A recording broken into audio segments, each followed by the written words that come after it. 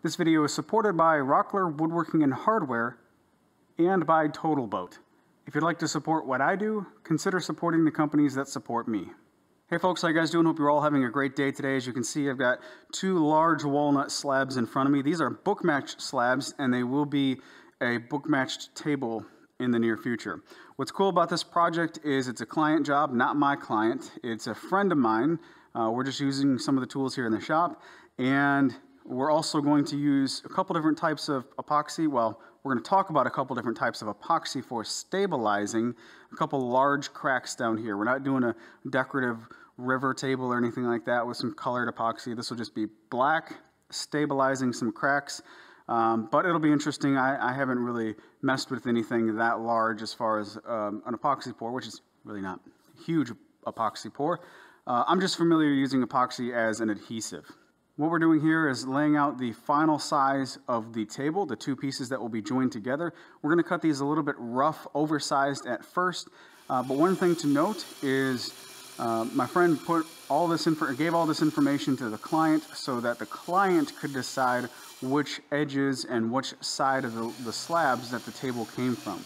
So we're trying to include just the characteristics that the client wanted and exclude some of the characteristics that the client did not want.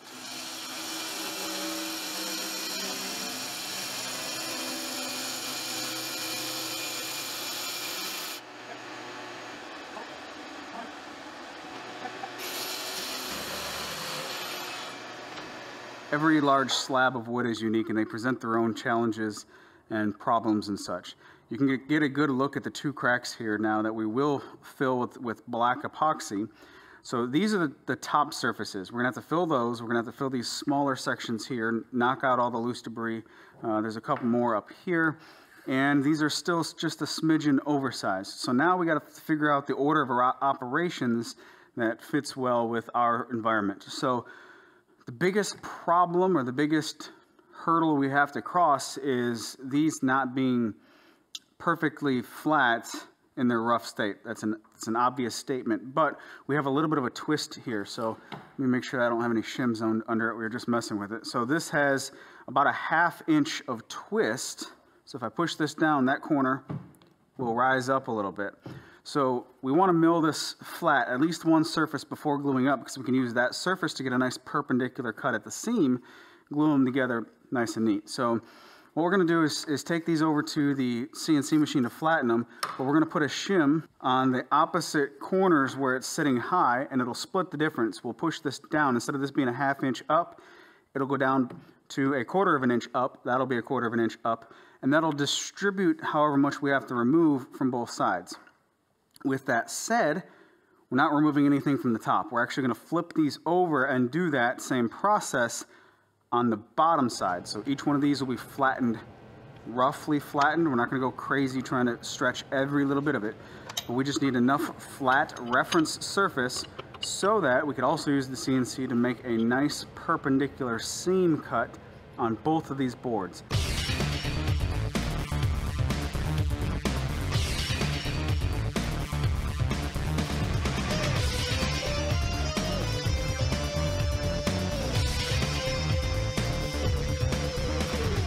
We got the bottom side down to a rough bottom plane. We're not going to go too crazy to make sure we get 100% of these, because that's going to be on the bottom side and it's not too important. What we need is a nice flat reference surface just to get a 90-degree edge before glue up. So now we can flip these upside down so that the flattened side is up against the spoil board, and line it up in such a way that we know the location of our rough straight edge, and then use the machine to cut an accurate straight edge perpendicular to the freshly flattened face.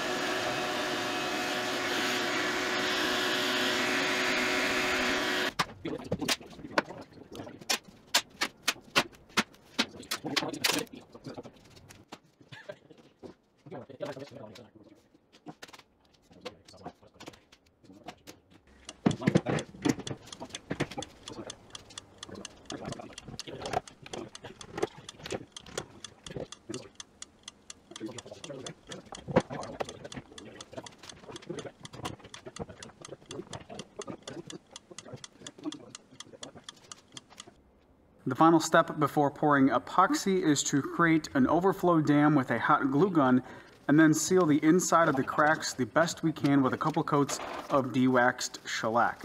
This will stop a lot of air from being pulled through the surface of the wood in the annoying form of bubbles. Now let's talk about epoxy and specifically how versatile this Total Boat epoxy is. We're going to break a few rules, but it's going to be okay, so just let me explain. For a relatively small epoxy pour like this, the recommendation is to use Total Boat's high performance with slow hardener. However, Jeremy brought the tabletop variety to the party, and as the name implies, it's best suited for tabletop applications, but its characteristics will also play well here. Because Jeremy has a tremendous amount of experience with this exact epoxy, and because we have more of it on hand, that's the route we're going. So again, if I'm giving a recommendation, I'd say to use the high performance with a slow hardener. The high performance resin system, it's thinner, it'll reach the little areas inside the crack better, it'll seep in better and set up a little bit faster. The tabletop, it's thicker, it's meant to self-level, so it's actually better suited for top coat applications. But as you can see, I trusted Jeremy's experience with this and it worked just fine. You can experiment with how deep and wide of a pour you can get away with, but the general rule of thumb is that both products can only be poured at about 1/4 of an inch at a time, so step pouring is necessary. When you try to go thicker in a single pour, the epoxy will heat up and it'll force the epoxy exothermic reaction. It'll force that faster and you could potentially cook the epoxy. Smoke and ruinous bubbles will alert you that the epoxy is cooking if you push it. You can step pour with the epoxies, all of them, by pouring again when the epoxy is gelled or a few hours after your last pour. As long as it's set up and not cured, you can pour again, making it almost preferable to a deep pour system that takes 3 days to cure in a dust-free area. With a step pour, you can control the color a bit more and build up thickness just as easily as like a 2-inch thick set system, which Total Boat also sells. As you can see, we have two bubbles or blowouts on the bottom side of our epoxy pour where the epoxy was just too heavy and it was more powerful than the bond for the tape. So we'll chalk that one up to me. I've never done this before and I taped the bottom side, so lesson learned. This is easy to clean up though, relatively easy to clean up though. As you can see here and here, I've already been shaving it with a hand plane and it works quite well. It's just a little slow. So what I'm going to do first is use a flush trim method on this laminate router. So I've offset the base over here so it's kind of cantilevered over when it's in use. And now I can set the router bit height just short of this surface right here. That'll allow me to do a flush trim setup like this, but because this is kind of a DIY setup here, this isn't that strong and there's a little bit of flex in this connection, so I'm not going to go all the way to the surface with this. I don't want to gouge into the walnut here. I just want to get it close, and once it's real close I can finish it up with the hand plane.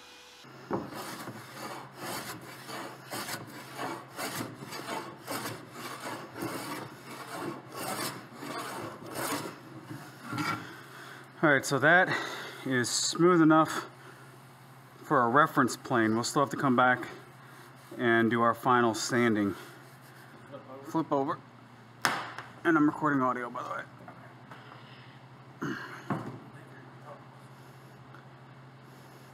Did you just fart? You probably did, but I'm not breathing right now. No, it wasn't me, but it's whoever it was impressive.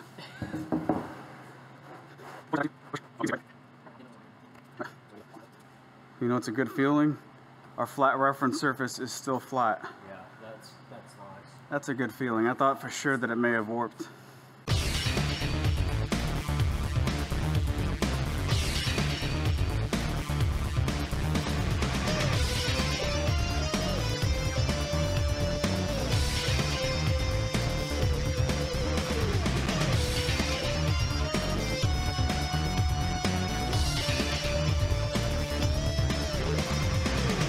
All right, can you see this center seam?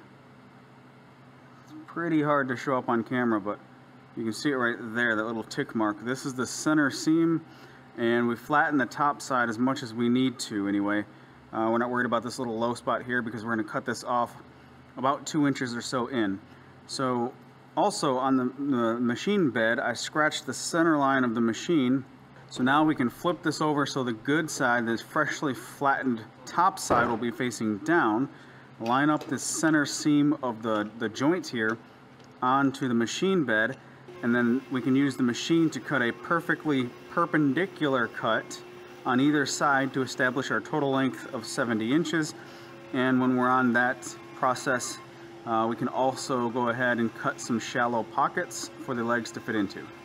With the pockets cut on the bottom of the table, the legs should, and they do, slide right into place. So these legs are from Rockler Woodworking and Hardware, and this is just what the client picked out. There's a lot of different options for size of legs, length of legs, well, width, length, as well as some color options or just raw metal. Lots of options to choose from. This is the combination that the client picked out. Now, these are going to be attached with some lag screws, and it's important to note that when you attach a set of legs like this, the center in this case is just 2 holes that are drilled. So it's going to pin the center in place. The center's never going to move. Wood will always move, metal won't. So you need to have something to allow for that expansion and contraction. And in these table leg pieces, there are slots on either end. So holes in the center to pin it, slots on either end to attach it, and still allow expansion and contraction. While we have this set up on the CNC machine with the bottom side facing up, it's just a big work surface too, so it just makes sense to leave it here to do all of the sanding on the bottom side, make sure we have the legs attached and all that before we flip it over. Once we flip it over, then we can address the live edges, cleaning those up the best we can, sand the top, and then sand the top, and then sand the top, and then sand the top, because there's going to be a lot of sanding because this is a lot of surface area. Then we can apply some finish. And just that fast, we got ahead of ourselves with the order of operations here. We should have added the C-channel pockets and the C-channel before sanding. The whole point of this C-channel is to keep the wood flat over time. So this is just regular 3/16 of an inch thick C-channel. It's 2 inches wide, 1 inch deep, and in our case, it is 34 inches long. These are milled just like the table legs with holes in the middle and slots on either end.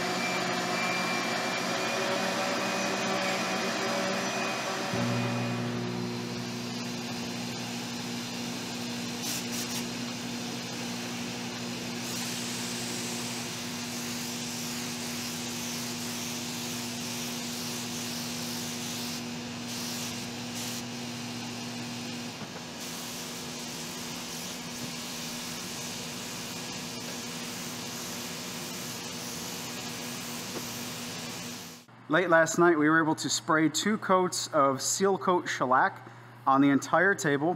And then this morning, we're starting upside down. As you can see, we've got the legs installed, and we're applying a armor seal finish to the bottom side, 1, maybe 2 coats. Then we'll flip it over and put 3 to 5-ish coats on the top side.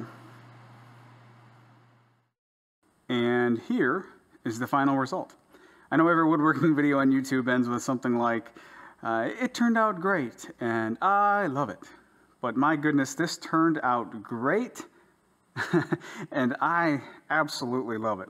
As with most other slab tables, the design is simple, and it forces focus onto the wood itself. The book-matched grain, it's interesting all over. The epoxy and the cracks, that highlights a natural flaw in the wood rather than being a feature itself.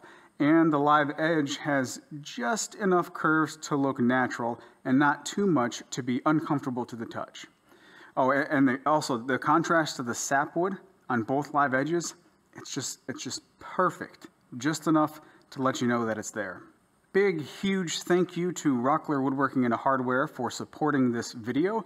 I'll have several links, including the table legs, in the description below. Be sure to check those out. And another big thank you to Total Boat for supporting this video as well. I'll have a couple links to their products that I personally like in the description as well. Thank you for watching this video, and if you liked it, be sure to go to my website, jayscustomcreations.com/newsletter, and sign up for my email newsletter so you don't miss anything that I publish. That's it. You guys take care. Have a great day, and I'll talk to you in the next video.